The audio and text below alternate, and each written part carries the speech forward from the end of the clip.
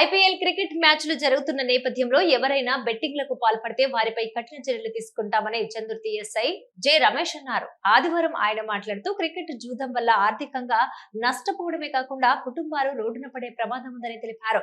మండల పరిధిలో ఎవరైనా బెట్టింగ్లు నిర్వహించినా లేదా వాటిని ప్రోత్సహించినా చట్టపరంగా కఠినంగా చర్యలు తీసుకుంటామన్నారు. మీ ప్రాంతంలో ఎవరైనా బెట్టింగ్లకు పాల్పడుతున్నట్టు సమాచారం తెలిస్తే వెంటనే 100 డయల్ లేదా 918712656420 నంబర్లకు ఫోన్ చేసి సమాచారం అందించాలని కోరారు. సమాచారం ఇచ్చిన వారి వివరాలను పూర్తిగా గోప్యంగా ఉంచుతున్నామన్నారు. ఇక ముఖ్యంగా యువత ఆశకు పోయి బెట్టింగ్లకు దూరంగా ఉండాలని, కష్టార్జితాన్ని వృధా చేసుకోవద్దని ఎస్ఐ రమేష్ తెలిపారు.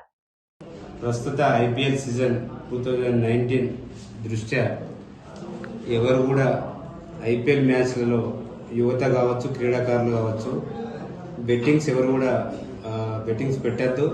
ఎవరైనా కూడా బెట్టింగ్లకు పాల్పడినట్లయితే వాళ్ళ మీద నిఘా ఉంచబడుతుంది. మీ యొక్క అందరి యొక్క సోషల్ మీడియా అకౌంట్స్ కావచ్చు, తర్వాత ఈ బెట్టింగ్లకు ఎవరైతే పాల్పడుతుందో వాళ్ళ యొక్క మొబైల్ నెంబర్ కావచ్చు, అన్నీ కూడా సర్వేలెన్స్ చేయబడతాయి.